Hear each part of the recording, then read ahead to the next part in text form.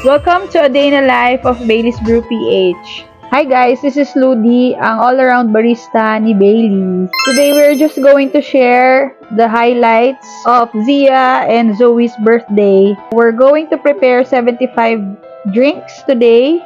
And as you can see, dalawa pa lang kami ni Evie for setup this time. We have at least 1 hour to prepare. Then, naging mabilis ang pangyayari. Ito na, may mga drinks na. Then, dumating na rin Ate Tri and Ate MB. Kaya nakaka-aura-aura na tayo dito. Thank you. So, thank you so much Ate Bubbles for having us.